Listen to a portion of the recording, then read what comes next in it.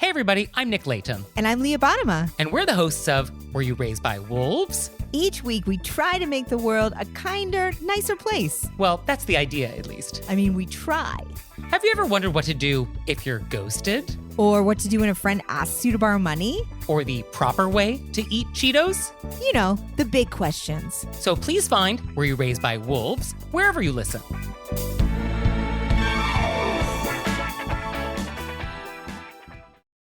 You're listening to Heritage Radio Network.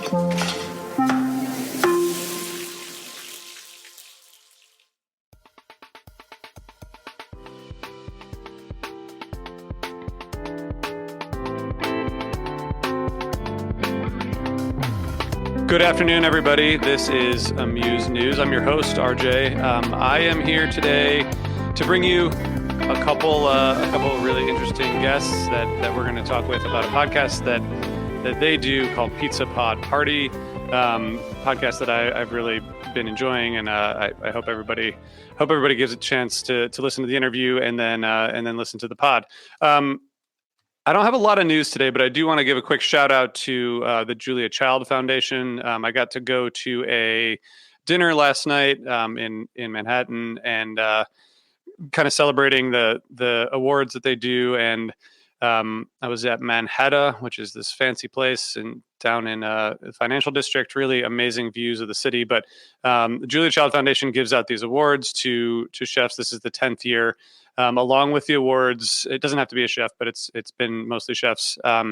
They give out an award, and the winner gets to use the money to give to charity. And it was interesting. We were at Danny Meyer's restaurant, and Danny Meyer was there and talking about the organizations that he gave money to, and it was cool to see. And they announced the next winner, which is the 10th year winner, Alice Waters. Surprised she hasn't won before, but she won. So Grace Young and Danny Meyer were there to kind of talk about this award and the winner, and it was really fun. So thanks to Julia Child Foundation for all the work they're doing. Tomorrow I'm going to be talking to a James Beard Media Award nominee about her cookbook. It's called At the Table. Catherine Miller is the author. She'll be here joining me tomorrow here. So we got a lot of cool stuff coming. I also just want to say quickly that, as I've been talking about, we have our 15th anniversary tour fundraiser. It is nearly wrapped up. This afternoon, our auction for our Nashville package ends. All the money raised goes to fund our education programs.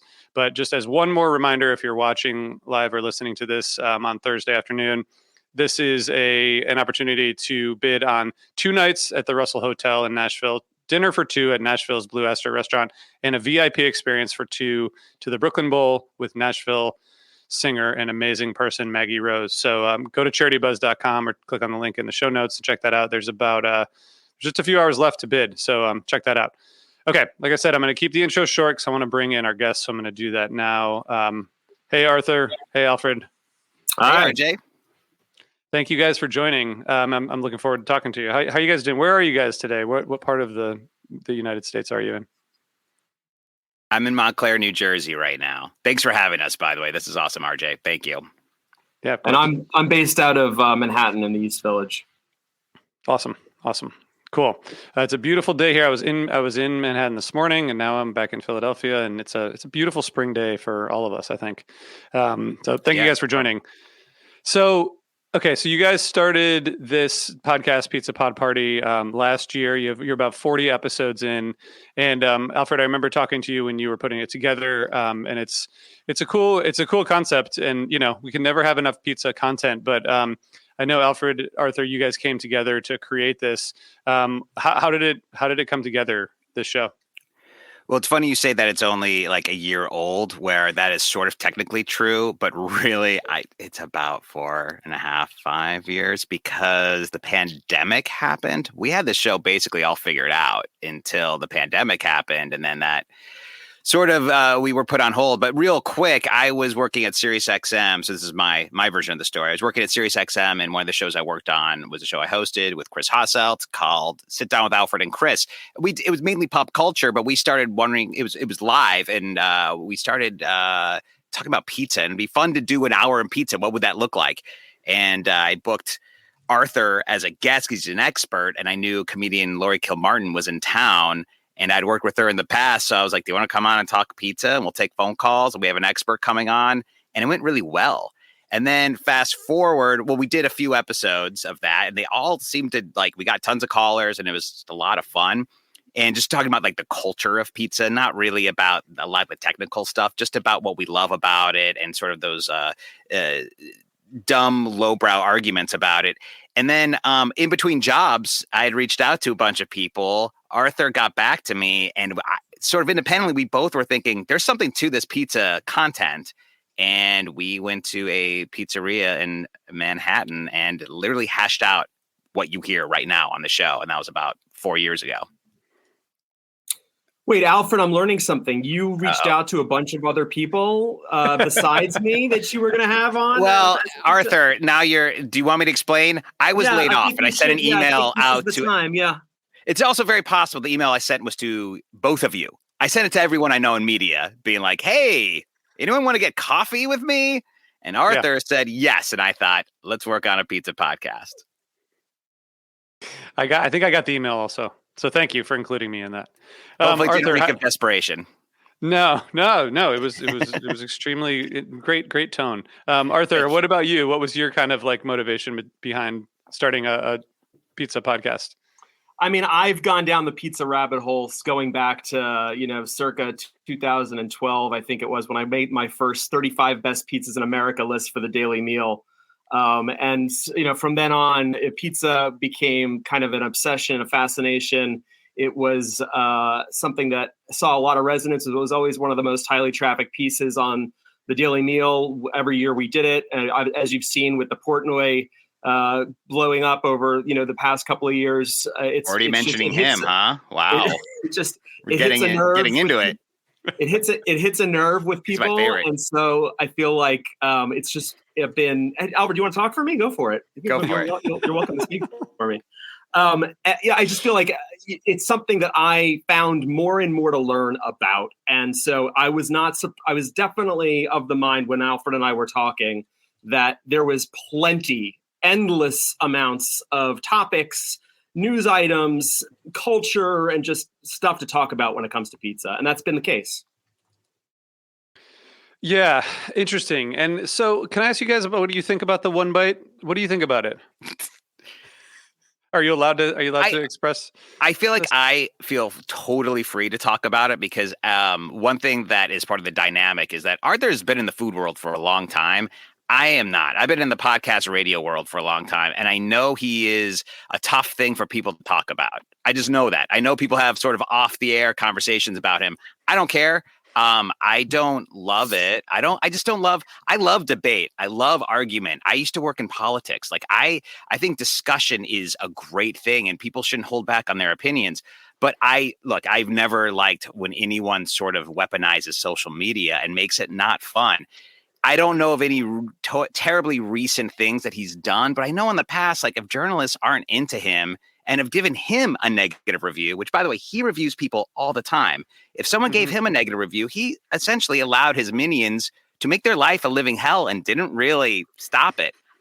That makes argument it pollutes the waters to such a degree that I personally, I can't stand it. And I think pizza is such a fun thing. And it's such a fun thing to have different opinions, to argue about it at a pizzeria or beyond. And I just think that that's no fun. And it makes everything worse. And especially right now, man, we don't need more toxicity like that.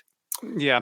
You cannot really debate the effect that he has and Barstool Sports has on pizzerias. There's something called the Portnoy bump. There's the Barstool bump, whatever you want to call it.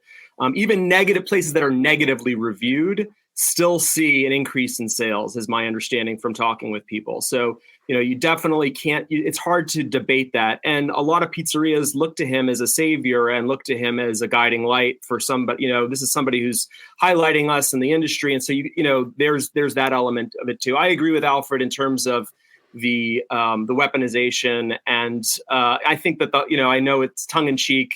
in terms of one bite. Everybody knows the rules, and there's never just one bite. I don't get the joke, and never have. You always need two bites. It doesn't work for me. And enough people, but you know what? It doesn't. I don't think that it's made for me. It's made for other people, and that's totally fine. That's for their prerogative to be interested by it. But I also want to mention that I didn't even know he was a thing until we started doing this, really. And then I started realizing that he was doing the pizza stuff. Like, to me, I just followed him in the context of Barstool. So like that, his identity doesn't really have any influence on what we're doing. I think it's sort of separate, but his name pops up all the time. I tell so many people I'm involved at the Pizza Project, and he's the first thing they mention, which was shocking to me at first. Yeah, but it is a polarizing. Yeah. I also think the approach is kind of polarizing because, like you said, Arthur, you can only get so much from one bite, and also sometimes he's like, "Yeah, it's pretty good," and you're like, "All right, what does that mean?" I mean, numbers to me also, and this is funny coming from somebody who has ranked pizzerias for many years, and so I realize that I'm talking out of both sides of my mouth at the same time. But I think number reviews mean very little to me. Rankings of places, I can spin a tale for why that makes sense, and having a methodology. A random number picked out of the air, 9.3 versus a 5.6 or whatever. I don't know what that means. Like, it's never meant anything to me, but I don't really want to talk that much more about Dave Portnoy. Yeah, fair. But also, fair just to give Arthur some credit here, Arthur is like a food writer. Arthur knows, he's studied food. He's been to culinary institutes. Like he understands this stuff. And so he does have credibility and a background. I don't. So like, if anything, like I can sort of almost relate to the Portnoy side, but it's like, I also know my opinions don't mean much. Anytime it becomes so ego-driven, and I know we'll get to it, but we have guests. I want to talk to other people. I want to gain, sort of subliminally like empathy through talking to other people, even if you're arguing with them. It's supposed to be inclusive, not exclusive. Yeah, fair. Well, yeah, let's talk about your guests, because first of all, you've had like two of my absolute favorite podcasters on, Emily Bazelon and Guy Raz, which are great. Awesome. I mean, the Slate Political Gabfest, I think it was the first podcast I ever listened to in 2007 or something. I still listen every week. Amazing. And Guy Raz is like an icon here, but you guys, so many others. Is pizza like an easy entree in terms of getting, or do you have to make a case to all these people, or are they like, pizza? Sure. Yeah. Sounds great. It's very funny because I try very hard, and we talk about guests. We try very hard to get just people we like too. Mm-hmm. That's a big thing, is that people that can express themselves and are storytellers first.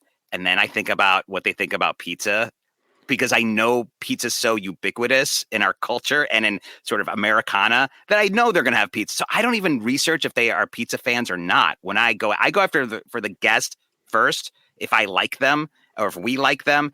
And so it's interesting to your point. Yeah, people do like talking about it. Also, a lot of shows are strictly there for promotional purposes for people. And I know enough, because I've worked in the industry for about 20 years and booking guests for 20 years, that certainly people love to promote stuff, but they also get sick of it. And if you're not a major show, why promote it? But if you give them something that is fun for them to talk about, they can talk about something maybe different. That is enticing, and that does help us. I mean, it's not like our batting average is 100 or 100% where we are getting everyone we ask for, but we have a fairly good batting average because I think people know that we're going to give them a platform to sort of talk about something that everyone loves, which is pizza.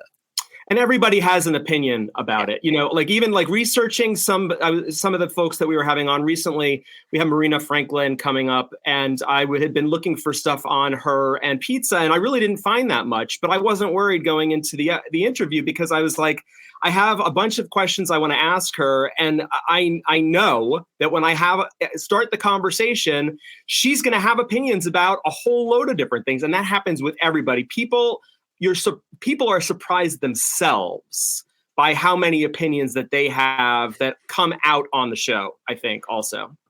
I think for the most part, I'm the least knowledgeable person on the show at all times. Like, that is Alfred loves to make out that he's the dummy in every opportunity. I mean, so that it creates a lower bar for him to jump over. You mentioned like Guy Raz. We've had tons of people. Ali Valshi from MSNBC. Like a lot of people that I didn't know were that into pizza, and they know everything. And I just feel like, oh, I like eating pizza and drinking beer. I definitely come across as the dumb, which is fine with me.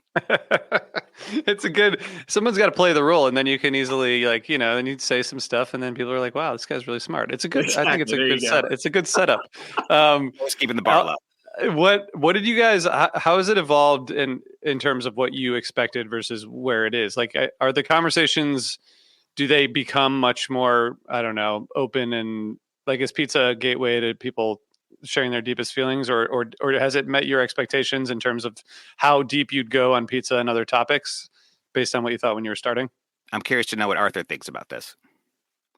Yeah, I mean, I think we were definitely of the mind when we talk about like the elevator pitch version of what this show is. It's, tell us what you like about pizza or how you eat your pizza, and we'll tell you who you are, and and that'll tell us like who you are basically. And I think that we've had episodes where the first one with Roy Wood Jr., where he talks about having to go to the other side of campus in order to have pizza delivered to him as an African American at a historically Black university.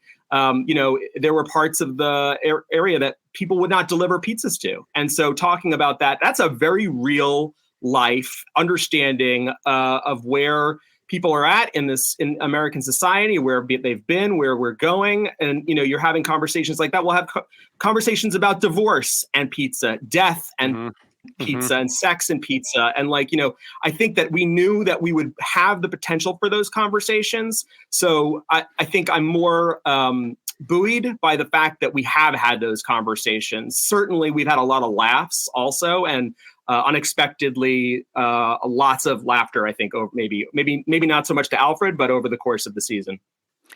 I think for me, how it's one thing that's I think I'm personally very proud of, and I don't know if it's registering with other people, but it's almost exactly how I pictured it.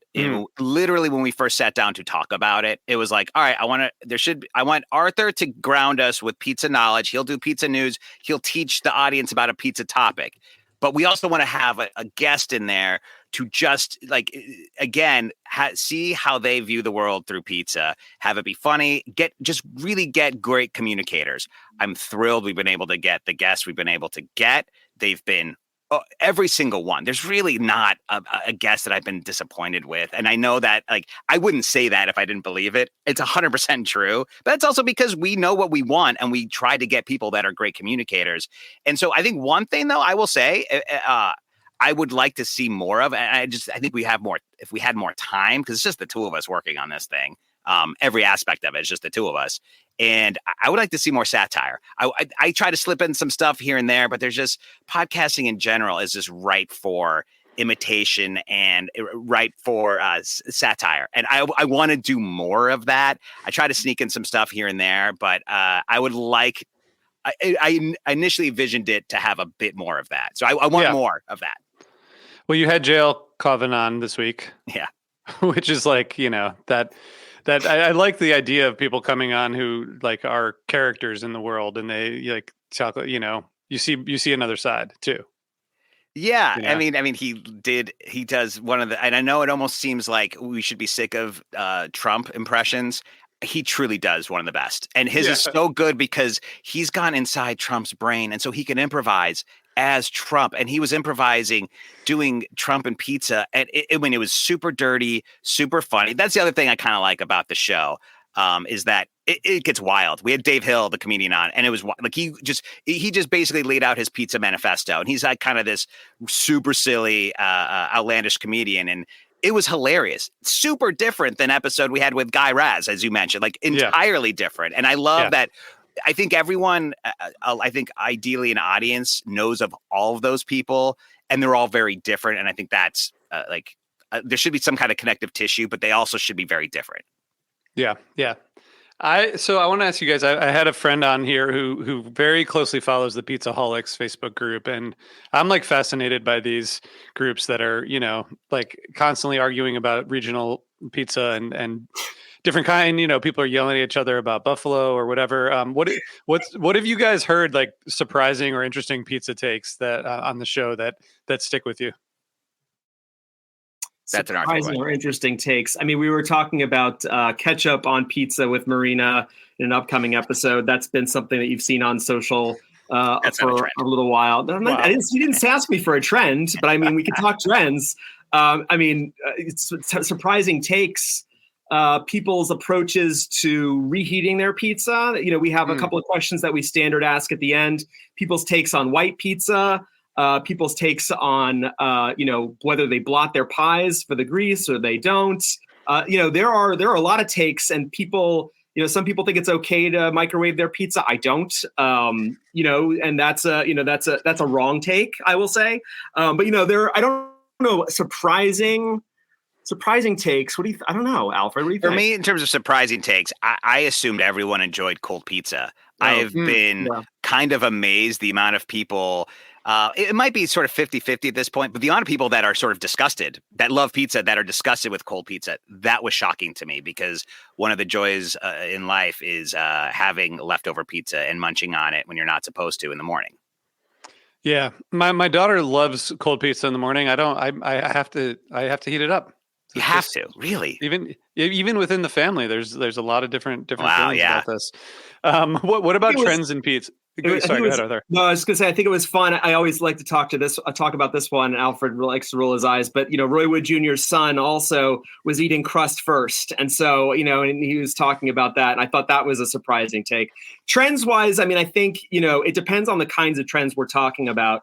Regional styles have definitely been a trend. I did a report for WGSN when I worked there a couple of years ago. It's a food trend it was a forecasting company, and I was in the food trend forecasting division.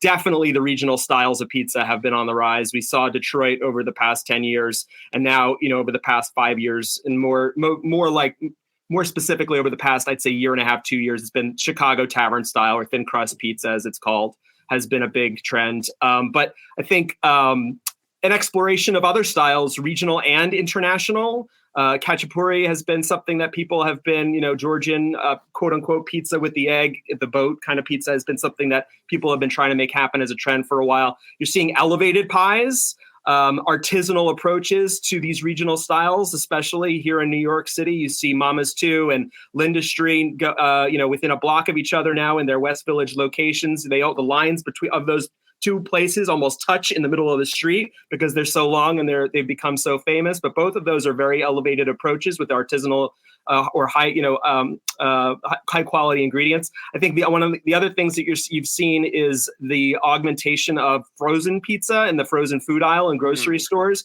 especially in the aftermath of the pandemic. People were looking for higher quality stuff, and there are definitely brands and individuals who've stepped into that market.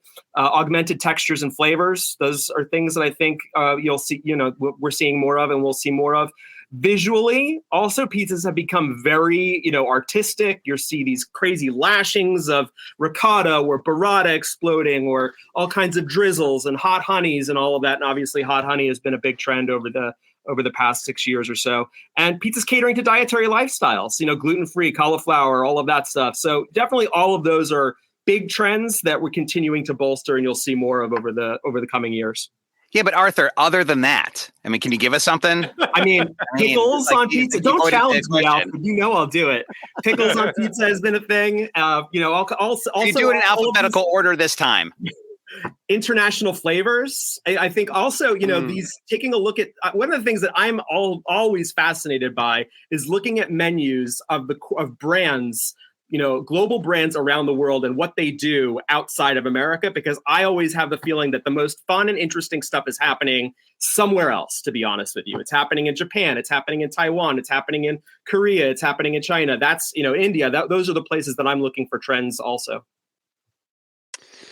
Well, now I want to talk about all those things, but we don't really have time. So I'm just going to say that I'm from Northern Ohio. I'm from Toledo, and there was a one bite sort of review of this place that I grew up eating pizza from, and I think it's tavern style. It's like almost like a crackery, flaky crust. And I went back last year and got that pizza, and I was like, it's so good, but I don't see it like out on the East Coast where I live. But it's interesting. I don't know. Growing up, I just that was the pizza that I ate, and I didn't know that there were hundreds of different kinds of pizza, or that every place, every city had different kinds of pizza. Do you guys have a favorite, or are you all pizza people?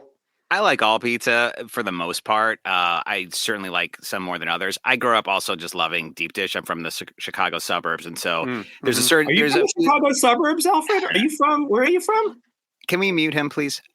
There are a handful of places out there, even in the suburbs, that I think are just as good as any pizza I've ever had in my life. It took me a while to really warm up to New York pizza, but then at this point, I do love so many places in New York City. So And then I you like married somebody from the Bronx too, so that was the end of that for my you. wife is an Italian from the Bronx, which she did open my eyes, but I think I opened her eyes to, she likes deep dish too. The times we visit Chicago, so I think there's a lot there to love, all different types. Arthur, what's your favorite type? I mean, so I definitely have New York pride, but I'm not a homer in terms of I'll tell you that our hot dogs are nowhere near as good as Chicago hot dogs, or I'll tell you that the pretzels in Philadelphia are better than the pretzels in New York. Not even a question. It's funny because Alfred and I, one of our first meetings outside of doing the show was over deep dish. I invited him to a Lou Malnati's pop-up here in New York City at then Ken Oranger's restaurant Toro by Chelsea Market. And it was a great pie. And, it was probably one of the first experiences I had with deep dish that opened my eyes and said, hey, man, this is really good. Like, whatever, my New York pride is fine. Like, I can live in a world where both of these pizzas exist. So I love all kinds of pizzas. I love the hunt. I love the exploration. I love pizza spelunking and going out there and finding something new or finding something on a menu that I've never heard of before. I just heard of pan-fried deep dish at a place in Chicago, Connie's, just over the past couple of days, and they do a deep dish kind of like a Easter, like an Italian Easter pie. I think they're called pizza cena or pizza cena. I can't remember the pronunciation for it, but they do like a lattice. So it almost looks like, those lattice apple pies that you've seen with the cheddar crust. Yeah. Well, it's like a deep dish pizza with tomato sauce and sliced tomatoes underneath it. Like that gets me excited. I just want to go and like have this and try it and understand it. And like, that is, for me, I love all pizza and I love the hunt. Take a breath. That's awesome. I love the passion. I got to ask about New York pizza because I go up every week for work, but I live here in Philly, which, there's some great pizza places here, but, New York is a whole different world. When you say New York pizza, are you talking about like Locali? Are you talking about the slice place down the block? Are they all, or is it like, is New York pizza to you the whole constellation of what's available? I'm the biggest pain in the ass to ask this question because and it's the same thing when somebody asks me, hey, where's the best pizza when I'm coming into New York? I'm like, well, what are you looking for? Do you want Neapolitan? Are you looking for a New York slice place? Are you looking for whole pies?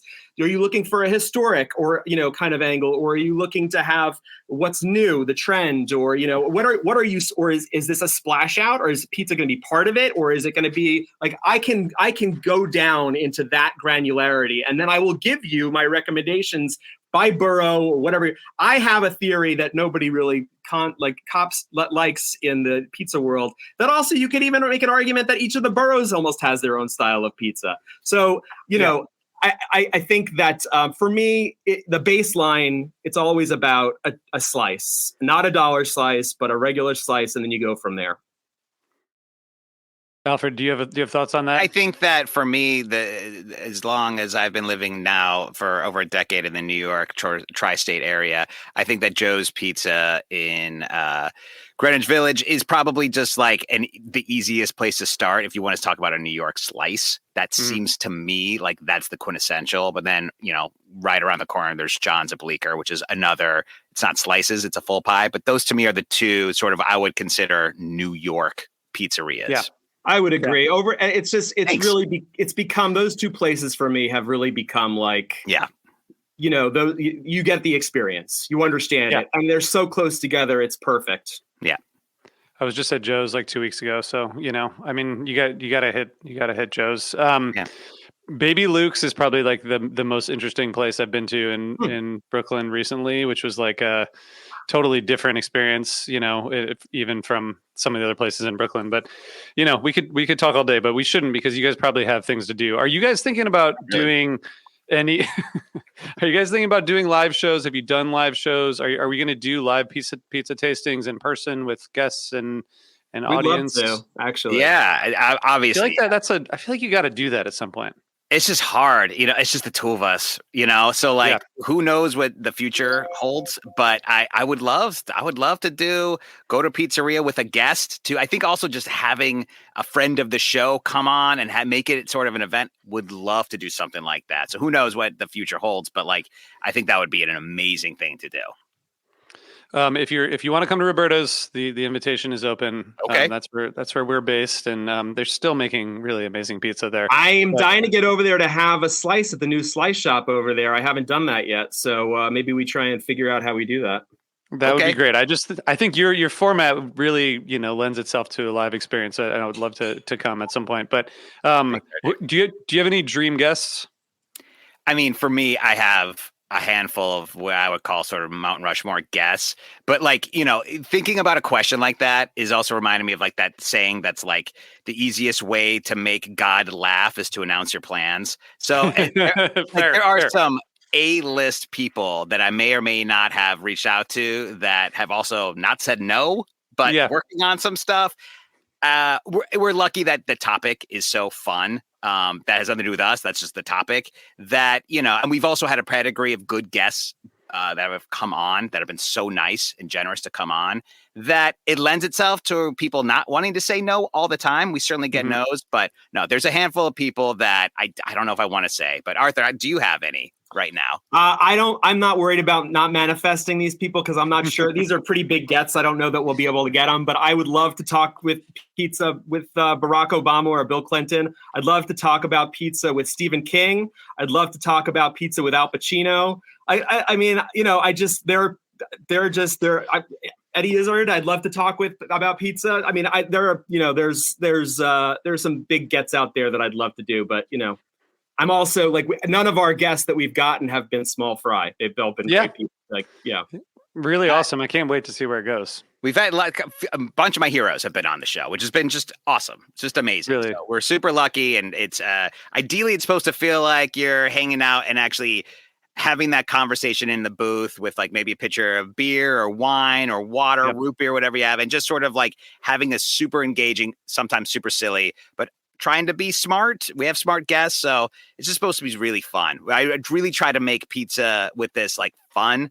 I know a lot like great podcasts talk to the pizzeria owners and pizza makers, and they're wonderful. They get into the yeast and the ovens. This is a lot about fandom and a lot about humanity and a lot about empathy and a lot about just like hanging out and celebrating this, the world's greatest food. Not everybody can make pizza. I mean, everybody can make pizza, but not everybody can make pizza knowing like hydration and baker's percentages and getting into that level of granularity about how yeast gets active and sourdough and feeding schedules. Not everybody can talk about that and understand that. Everybody can listen to this show, I think, and take something away from it and and there's an accessibility that is an entrance point for everybody. Yeah, that's what I think. That's the really like magic formula of the show, like it really everyone can comment on it. That's what's great about food, but like specifically pizza, because everyone has a topic or a take on a topic. Last question, what's your last best bite of pizza? I had a really good, I live not too far from a famous place in New Jersey called Star Tavern. And last time I was there, and that also is just a release. We try to go there on Fridays. So like, to me, that's also about, I love ambiance too. So I like pizza, of course, but I also like an ambiance and being comfortable. And, after a long week with my now family of 4, to be able to drive and get a booth and like have a beer and have a really good bar pie with my family is just awesome. So that's probably my last best, and that was probably a week or so ago. This is going to sound arrogant and obnoxious, and I don't mean it to say this way, but I think the last most memorable slice of pizza that I've enjoyed the most was one I made, and it wasn't just because I made it; it was because of the satisfaction of making it successfully, finally, using a recipe from Justin DeLeon of Apollonia's in Los Angeles, who's known as doing one of the best Detroit style. He wouldn't call it that. We call it square pies. And it was something where not a sourdough guy. I don't typically like dabble in that. I'm much more of a kind of, active dry yeast kind of pizza maker, home pizza maker. But using his instructions and working through the recipe for that and getting it pretty close and sending him a photo and him being like, yeah, looks good. Whatever you did there, you did it right. And that I think was a moment of more pride necessarily than just flavor. But that was the last one I would mention. That's awesome. Thanks for sharing that. All right, guys, we'll come back at some point soon. And, I look forward to continuing to listen. Congrats on this. It's really cool. And thanks for spending time here. RJ, thank you so much. And also, I like the fact that, thanks for having us on. We have our pizza podcast, but you have Pizza Quest with Peter Reinhardt. And I think like that is another great, very foodie heavy show that I think we can complement each other with that. So definitely thank you so much for having us on and giving us this platform. It's been a lot of fun, RJ. Yeah, absolutely. Thank you guys. Have a great rest of the week. And everyone out there. RJ, what was your last fit? Sorry, I don't mean to turn the tables here, but I got to ask. Yeah, good question. Where was that? Last night I was in Carroll Gardens, and it was the place that was open late because we were out watching basketball, and now I can't remember what it was called, but maybe F&F. F&F, yeah, that's a good one. I lived right by there. Great area for pizza. Yeah. I mean, because I get to come up every week, so I try to get a piece of pizza every week from somewhere else. So that was it. Thank you for asking, but maybe let's meet up for pizza at some point. Would love to, man. All right, awesome. Thanks, guys. For everybody else listening, thank you so much, and we'll be back tomorrow. Bye.